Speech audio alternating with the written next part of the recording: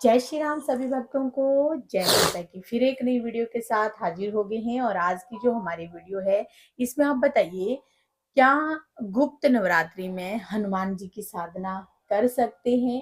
अगर कर सकते हैं तो कब और किन लोगों को करनी चाहिए? क्या बहुत सारे लोगों के जैसे लाइव में क्वेश्चन रहता है कि क्या हमें दूत मिलते हैं, तो क्या हमें गुप्त नवरात्रि में दूत महाराज की भी कृपा हो सकती है, दूत भी मिल सकते हैं? सारी जानकारी आपको इस वीडियो में देंगे, तो हमारे साथ अंत तक बने रहना, तभी आपको सारी वीडियो समझ में आएगी। अभी तक अगर चैनल को सब्सक्राइब नहीं किया है और गुरु जी को अगर आप लाइव सुनना चाहते हैं तो रात को 8 बजे यूट्यूब पर ही लाइव आते हैं, वहां पर आप हमें सब्सक्राइब कीजिए, आपको सारी इन्फॉर्मेशन मिल जाती है। चलिए शुरू करते हैं आज की वीडियो। जय श्री राम। जय श्री राम, जय श्री बालाजी महाराज, जय माता की। अगर हनुमान जी की कृपा तो वैसे संसार के कल्याण के लिए प्राप्त होती है, और अगर आप जन का कल्याण करने की इच्छा आपके अंदर उत्पन्न होती है और आपके मन में ये कर लगता है कि मैं किसी की सेवा करूं और लोगों का सहारा बनूं, तो आप हनुमान जी को ध्यान में रखकर उनकी कृपा को प्राप्त कर सकते हो। नवरात्रि हो या गुप्त नवरात्रि हो या हनुमान जन्म महोत्सव हो, समय बलवान होना चाहिए। समय आपके फेवर में होना चाहिए, समय आपके अनुकूल होना चाहिए। हमें कोई भी, जैसा कि आपको पता है कि गुप्त नवरात्रि में साधना गुप्त रूप से की जाती है। किसी को बताने की कोई आवश्यकता नहीं होती है कि आप कौन सी साधना कर रहे हो, किसकी आराधना कर रहे हो। ये 10 दिन के अंदर 9 दिन तक आप गुप्त आपको होना पड़ता है। उसमें ना तो अहंकार उत्पन्न रहना चाहिए, आपका सावधानियां क्या क्या रखनी चाहिए सारी बता दूंगा आपको। आपको हनुमान जी की साधना करने के लिए आपको एक चौकी तैयार करनी चाहिए जिसमें राम स्वरूप हो। राम स्वरूप हो, कोई ज्यादा बड़ा कार्य नहीं, खुशा का आसन होना चाहिए, उनका आसन भी ले सकते हो आप। उस दौरान आपको कोई भी हनुमान जी का एक दिव्य मंत्र, जैसे कि ओम हम हनुमते नमः, इस मंत्र का भी आप जाप कर सकते हो। हनुमान जी के रुद्र मंत्र का भी जाप कर सकते हो। अगर रुद्र मंत्र की साधना करना चाहते हो तो रुद्र मंत्र से भी कर सकते हो। 100 हनुमान चालीसा का भी कार्य लेकर चल सकते हो। 41 हनुमान चालीसा, 51 हनुमान चालीसा, 21 हनुमान चालीसा, ये आपके ऊपर डिपेंड है। सब कुछ धक्का मत करना शरीर के साथ, क्योंकि साधना, जैसे कि मैंने कल भी एक वीडियो, परसों भी एक वीडियो बनाई थी कि अधिक मंत्र के जाप का दुष्परिणाम जो है आपको भुगतना पड़ सकता है। क्या करना चाहिए? साधना के दौरान बिल्कुल नॉर्मल हो जाना चाहिए, मन को शांत रखना चाहिए। साधना की शुरुआत जो है, जिस दिन से प्रतिव्रता तिथि होती है उस दिन से नहीं करनी चाहिए। साधना की शुरुआत उससे 2 या 3 दिन पहले से ही करनी चाहिए, क्योंकि आपकी पूरी तैयारी हो और आप अपने मंत्रों का जाप करते रहो। और जाप करते करते आपको समय भी मिले, लेकिन आपकी स्टार्टिंग वहीं से मान के चलो आप। लेकिन क्योंकि एक्सपीरियंस भी तो, अनुभव भी तो आपको होना चाहिए कि आप रोज कितने मंत्र का जाप कर रहे हो, कितना कार्य आप कर रहे हो। और साधना के दौरान कुछ विशेष बातों का ध्यान रखना चाहिए, जैसे कि ब्रह्मचारी तो है ही, उसके बाद इस प्रकार के ऐसे अभद्र सीन जो भी मोबाइल में आते हैं उनका आपको परित्याग करना चाहिए। धर्म से ज्यादा आपको किसी भी प्रकार की कोई रुचि नहीं होनी चाहिए, किसी की निंदा नहीं करनी चाहिए, किसी के साथ फालतू नहीं बोलना चाहिए, कि अपने व्यवहार को ऐसा रखना चाहिए जैसे कि बिल्कुल फूल जैसा।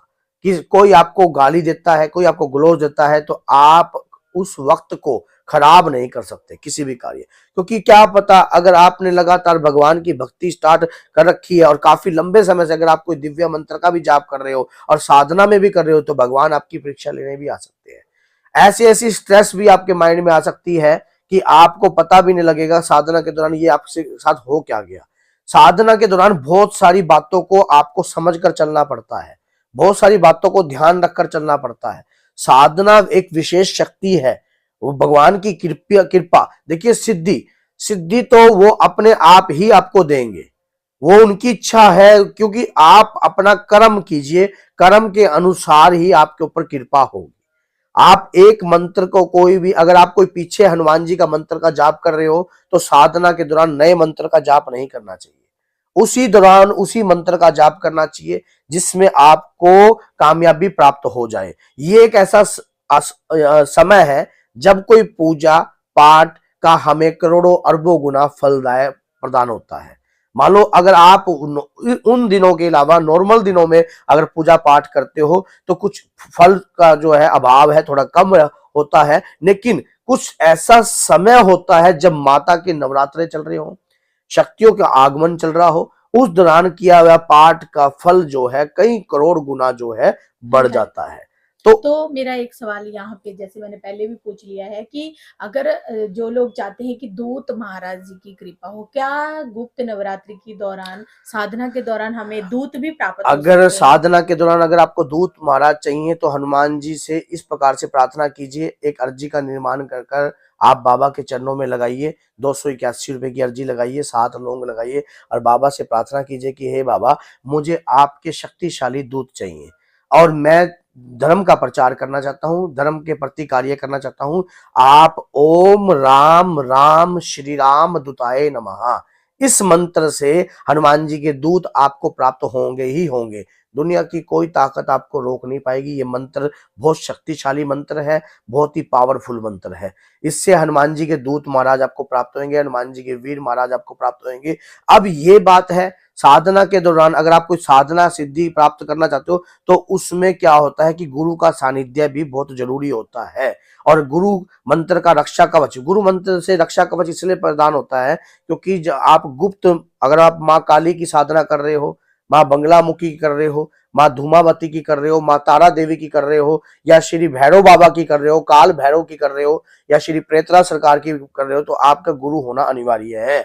आप ये बात आज सुन लेना, क्योंकि कुछ ऐसी शक्तियां होती हैं जो तेज होती हैं, तरार होती हैं, और वो शक्तियों का जो प्रभाव है हमारी, उनके मंत्रों का भी उतना ही प्रभाव पड़ता है। आप ये मत सोचना, अगर मान लीजिए आप माता के कोई भी तेज धार मंत्र का पाठ कर रहे हो, माँ धूमावती का कर रहे हो, माँ बंगला मुखी का कर रहे हो, या हनुमान जी की पंचमुखी रूप की साधना कर रहे हो, तो ये मंत्र, इनके मंत्रों का प्रभाव जो है, जब जैसे मैंने कहा कि और दिन के अलावा उस दिन कुछ विशेष होता है, तो उस दिन करोड़ों गुना फलदायक मंत्र का प्रभाव हो, तो वो एकदम से जो प्रभाव है हमारी बॉडी पर हम संभाल नहीं सकते। तो इसी प्रकार से गुरु, इसलिए गुरु की आवश्यकता पड़ती है, क्योंकि कहीं हम भटक ना जाएं, कहीं हम गिर ना जाएं, कहीं हम वो ना जाए। इसलिए मैंने आपको हनुमान जी की साधना करने के लिए आपको बताया है कि आप हनुमान जी, राम ओम श्री राम दूताय नमः, इस मंत्र से आपको कोई दुष्प्रभाव नहीं पड़ेगा, कोई किसी प्रकार का नकारात्मक प्रभाव नहीं पड़ेगा, और इस मंत्र से ऊर्जा भी आपको प्राप्त होगी, क्योंकि हनुमान जी के सौम्य रूप की आप आराधना कर रहे हो। तो इस विषय पर भी एक वीडियो जरूर बनाना कि जब हमारी साधना पूर्ण हो जाती है तो उसके बाद अपनी शक्तियों की पहचान कैसे करें। अगर आप भी चाहते हैं वीडियो बनाएं तो आप इसमें कमेंट करके जरूर बताइएगा। अगर माँ दुर्गा की भी आप साधना कर सकते हो इस दौरान, माँ दुर्गा की ओम दुम दुर्गाय नमः इस मंत्र के जाप से, और माँ का नवान मंत्र से भी माँ की साधना कर सकते हो। माँ के नवान मंत्र में भी बहुत ऊर्जा है। माँ के नवान मंत्र को आप हल्का मत समझना, सबसे पावरफुल मंत्र है माँ का नवान मंत्र।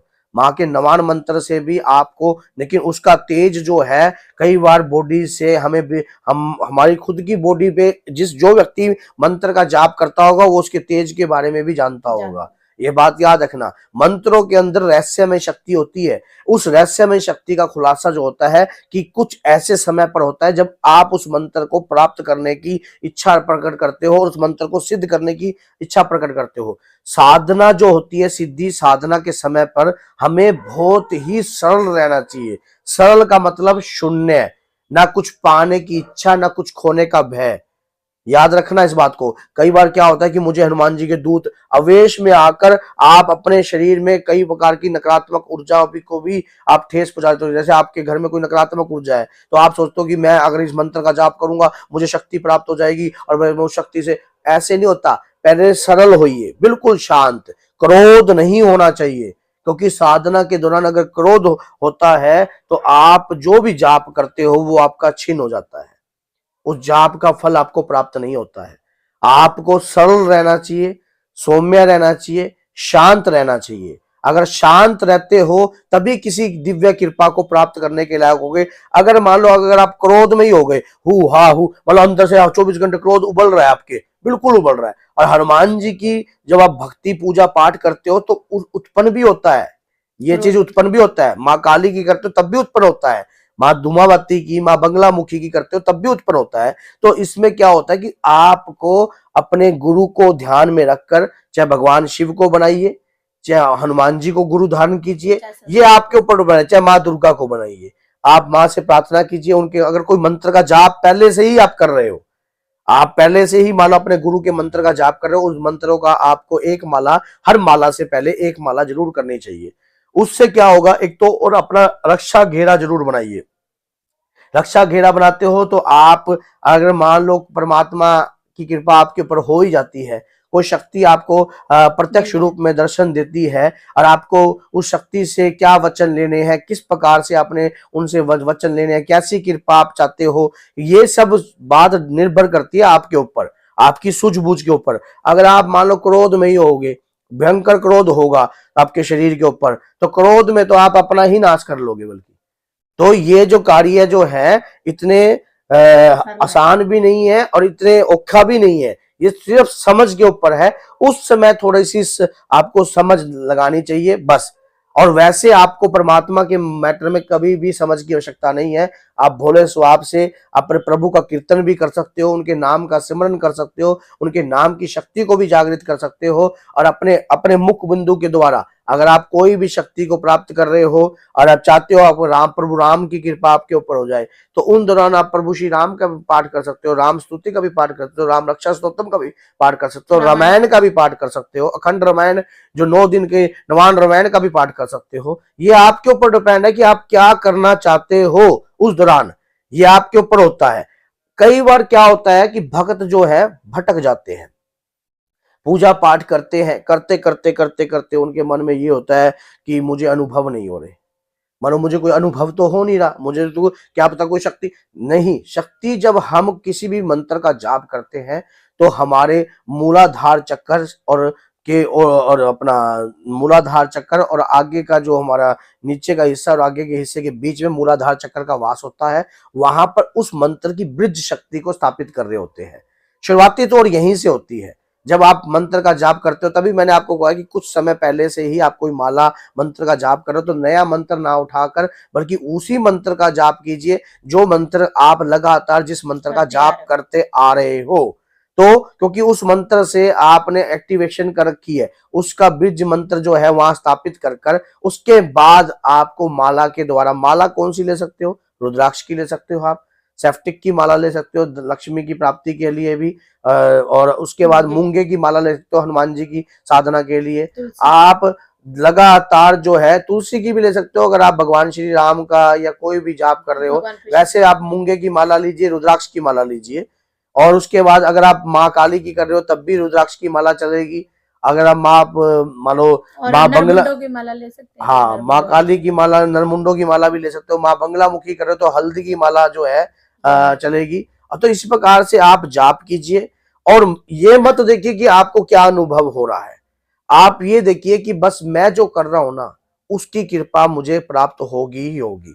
आप 9 दिन में कभी आपके मन में ये रहे कि मुझे शक्ति आकर दर्शन देगी या ये होगा, ये आपकी भक्ति के ऊपर डिपेंड करता है, आपके ऊपर डिपेंड करता है कि आप कितने सरल रहे। अपना नियम बनाकर चलिए, 2 घंटे 3 घंटे मैं सुबह बैठूंगा, दोपहर को 4 घंटे बैठूंगा, उसके बाद रात्रि के समय मैं इतने समय बैठूंगा और ये कार्य करूंगा, ये जाप करूंगा, कम बोलूंगा, ज्यादा बोलूंगा नहीं, या अपने नियम खुद। और ऐसा आहार ग्रहण कीजिए जिससे आपको मानो बार बार लघु शंका की तरफ ना जाना पड़े। क्योंकि कई बार हम ऐसा तीखा भोजन, चटपटा तीखा तला हुआ भोजन का आपको त्याग करना चाहिए साधना के दौरान, खट्टे भोजन का, क्योंकि जो किसी भी प्रकार की एसिडिटी आपके शरीर को स्वस्थ नहीं रखता। जो आप खाने में ही निरंतर नहीं कर सकते तो भक्ति में कृपा को कैसे जगाओगे, ये बात हमेशा याद रखना। अगर आप किसी शक्ति को जगाने की कोशिश कर रहे हो, किसी शक्ति को पाने की इच्छा प्रकट कर रहे हो, तो आपको अपने भोजन पर भी निरंतर रखना चाहिए। अपने आपका भोजन कैसा होना चाहिए, किस प्रकार का आहार आपको ग्रहण करना चाहिए, कैसे भोजन से आपके ऊपर रक्षा कवच बनेगा और कैसे भोजन जो है आपके अंदर होना चाहिए। क्योंकि अगर मान लीजिए आप तला हुआ भोजन ग्रहण कर रहे हो, अगर आप मान लो तला हुआ भोजन ग्रहण कर रहे हो तो आपको एसिडिटी बनेगी। आप ऐसा भोजन ग्रहण करो, खाने पे ध्यान नहीं देना, क्योंकि भक्ति पर ध्यान देना है। 9 दिन किसी शक्ति को जागृत करने चलो। ये जो वीडियो मैं बना रहा हूं ये अकेली गुप्त नवरात्रि की नहीं है, किसी भी नवरात्रि में, किसी भी साधना के विषय में अगर आपको जानकारी चाहिए तो ये वीडियो आपके लिए बहुत ज्यादा इंपॉर्टेंट है और बहुत ज्यादा लाभकारी है। क्योंकि बॉडी का संतुलन जब बनाने लग जाओगे तभी किसी की कृपा होगी। साधना से कुछ समय पहले, 1 हफ्ता पहले आपको तामसिक भोजन का आहार ग्रहण नहीं करना चाहिए और आपको अपने शरीर को ऐसा खुले वस्त्र, शांत माहौल, मान लो आपको अगर ये मोबाइल है ना, ये स्ट्रेस का विषय होता है। वैसे इससे क्या होता है कि साधना भंग होती है। अगर आप किसी से मान लो आपका लेन देन है और उससे आप बात कर रहे हो और लेन देन के दौरान आपको क्या पता परमात्मा ही आपको स्ट्रेस डाले, आपकी परीक्षा ले, क्या पता 8वें दिन ले ले, क्या पता 7वें दिन ले ले, क्या पता 6ठे दिन ले ले, और क्या पता आप अगर 41 डेज तक साधना का ध्यान करके चल रहे हो, क्या पता उन दौरान भी कर ले। आप कोई भी साधना कर रहे हो, साधना के दौरान इसका जो है एक बार को त्याग रखिए। पूजा के दौरान जब आप पूजा कर रहे हो उसके बाद आपको स्ट्रेस नहीं लेना चाहिए किसी भी प्रकार का। याद रखना, भगवान से आपकी लगन होनी चाहिए, हनुमान जी से आपकी लगन होनी चाहिए। आपको ये लगना चाहिए कि मैं हर जगह आपको बाबा ही दिखाई दे। बस ऐसी भक्ति अगर अंदर से प्राप्त होती है तो परमात्मा स्वयं आपको सोते हुए आपके सिर पर आकर हाथ फेरते हैं।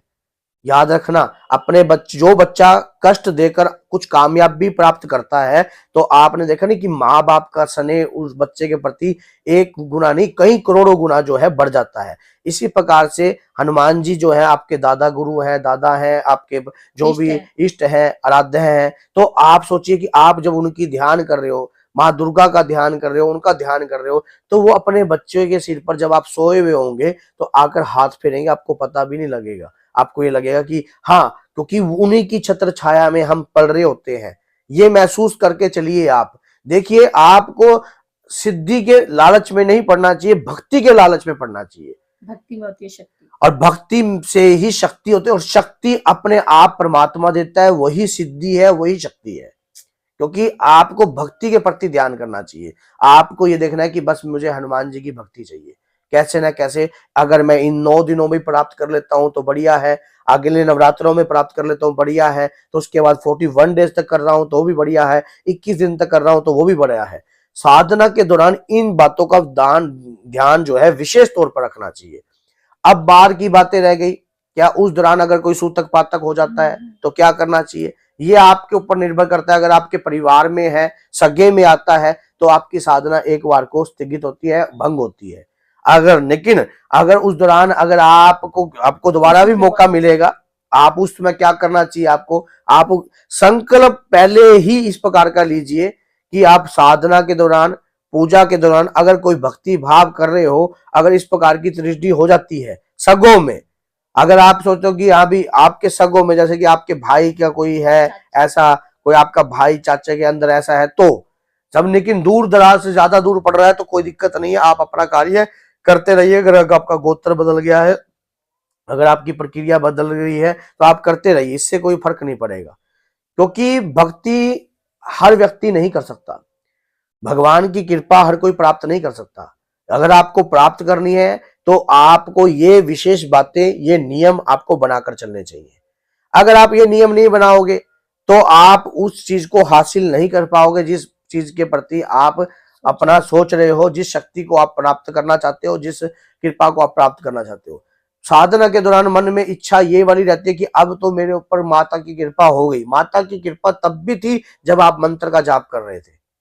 याद रखना, अगर माता की कृपा है तभी आप उनकी भक्ति कर रहे हो, बाबा की कृपा है तभी आप उनके मंत्रों का जाप कर रहे हो। नहीं तो हर कोई ऐसे उनके मंत्रों का जाप नहीं कर सकता था क्या? हर कोई व्यक्ति नहीं कर सकता उनके मंत्रों का जाप। आप सोचिए, ऐसे नहीं होता। जब आप उन्हीं की कृपा है तब जाकर उनकी मंत्र का जाप कर रहे हो आप। तो ये चीजें अपने जीवन में, अगर कोई साधना सिद्धि आप प्राप्त करना चाहते हो, ये वीडियो आपके लिए बहुत इंपॉर्टेंट है।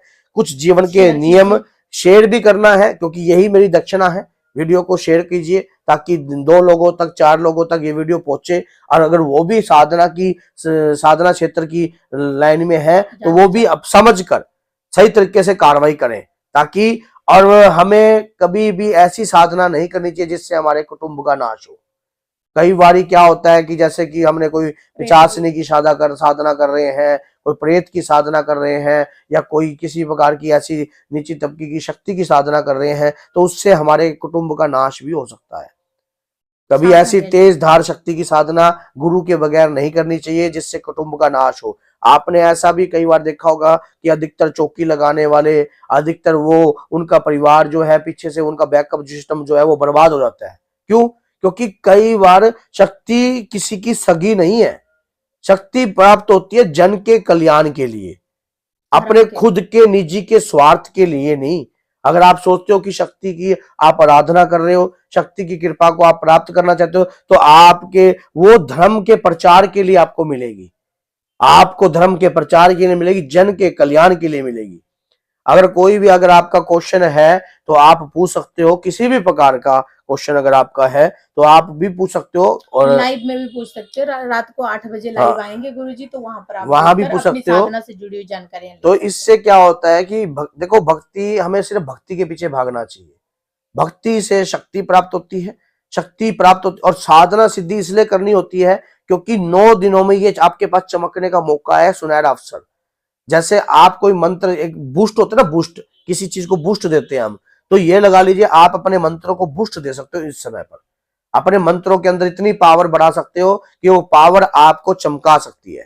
तो ये वीडियो जान के लंबी बनाई है ताकि आपको समझ आ जाए सारी बातें, कोई बातें छूटे छूटे ना। क्योंकि वैसे तो घर में लोटा रखना है, अक्षत कलश बनाने हैं, स्थापना कलश है। स्थापना है, ये तो आपके ऊपर निर्भर करता है। जैसी जिसकी भावना, प्रभु वैसा ही रंग दे।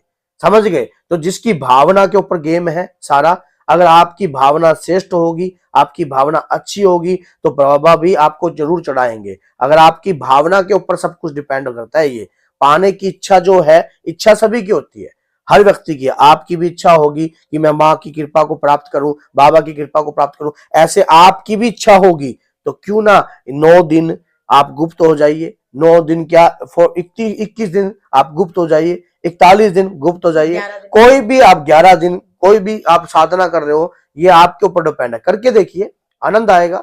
नियम बनाकर चलिए, नियम खुद लिख लीजिए कापी पे कि इतने बजे मैं उठूंगा, इतने बजे मैं दीप दान दूंगा, इतने बजे मैं ये करूंगा, इतने मंत्रों की माला करूंगा, इतने मंत्र का ये करूंगा। लिख कर एक कापी बना लीजिए। कापी के ऊपर, उस कापी के प्रोफॉर्मे के हिसाब से आधा घंटा सिर्फ मोबाइल चलाऊंगा, और वो भी ऐसे सीन नहीं देखूंगा जिससे मेरे अंदर, जैसे किसी की निंदा हो रही हो, कहीं लड़ाई झगड़ा हो रहे हो। आपने देखा होगा कि फेसबुक हो या यूट्यूब हो, जब अगर आप वहां पर कोई भी सुसाइड के बारे में लिखते हो, कुछ ऐसे वर्ल्ड के बारे में लिखते हो, तो वो उसके एल्गोरिदम के खिलाफ है।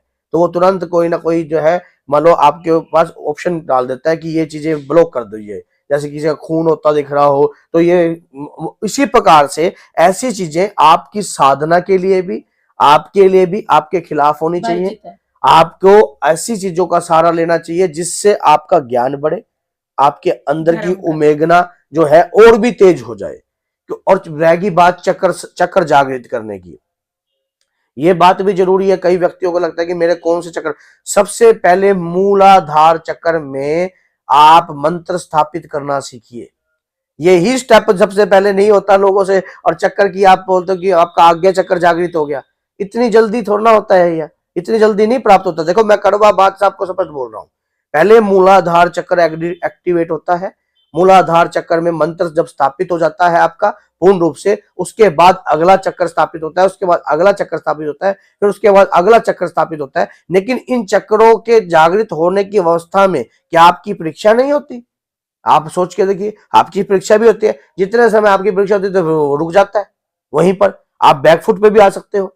तो आप कोई भी मंत्र का अगर जाप भी करते हो, किसी भी मंत्र का जाप करते हो, उस मंत्र का आप ये मत देखिए कि अभी अभी तो हमने उसको जागृत अवस्था में लाने के लिए प्रयास किया है, अभी तो हमने चालू किया है कि हम किसी मंत्र को जागृत अवस्था में ला रहे हैं, और लाने से पहले ही हम हार गए। हम क्या कहते हैं, इसके अनुभव नहीं हो रहे हमारे को, हमें ये नहीं हो रहे। अनुभव होंगे, लगातार प्रयास कीजिए। कई बार 1 वर्ष भी लग जाता है। आप कहोगे गुरुजी ये क्या करता, हमारा तो मनोबल ही टूट गया।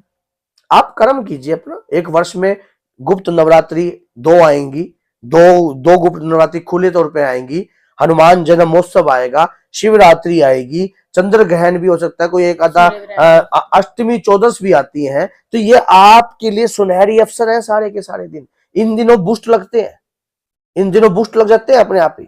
आपको सोचते कि एक वर्ष के क्या पता वो सारे अगर आप करते रहोगे तो वो समय आपका नीचे आता रहेगा, अपने आप ही देख लेना। अगर कई बार ऐसा होता है कि जैसे कि हम कोई वीडियो पर भी बूस्ट लग जाता है, तो इसी ये सब कृपा परमात्मा की होती है।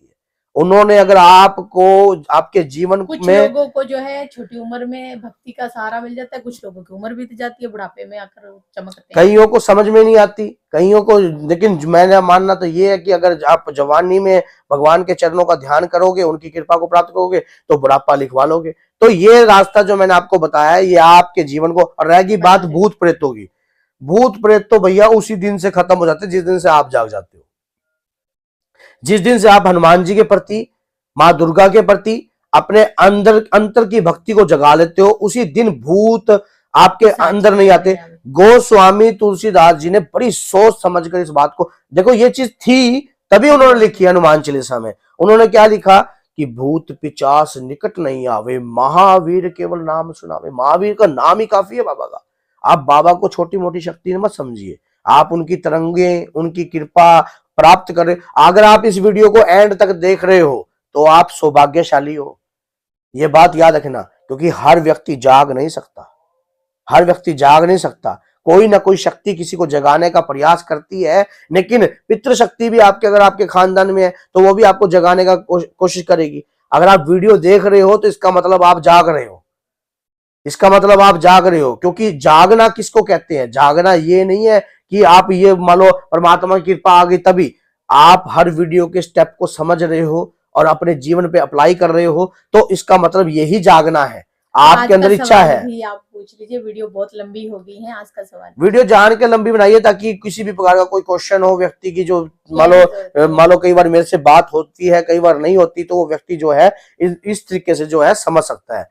तो आज का जो क्वेश्चन एक यही है कि ये बताइए कि जो बड़ और पिपल होता है उसमें कौन से देवता का वास होता है, बस ये बता देना। ये आज कमेंट में आप लिखना, इससे पता लग जाएगा कि आपने वीडियो एंड तक भी देखी है और आप वाकई में जागने वाले हो और कुछ प्राप्त भी करना चाहते हो कि बड़ और पिपल में कौन से देवता का वास है। क्योंकि आप सोचते हो कि बड़ और पिपल, वहां से भी आपको कृपा प्राप्त होती है। तो बोलिए जय सीताराम, जय श्री बालाजी महाराज। बाबा आपकी हर इच्छाएं पूरी करें और आप जो भी प्राप्त करना चाहते हो, जिस भी प्रकार की सिद्धि साधना प्राप्त करना चाहते हो, और गुप्त नवरात्रि हो या नवरात्रि हो या कभी भी हो, आप इस वीडियो से कोई भी साधना जो है पूर्ण कर सकते हो। जय सीताराम।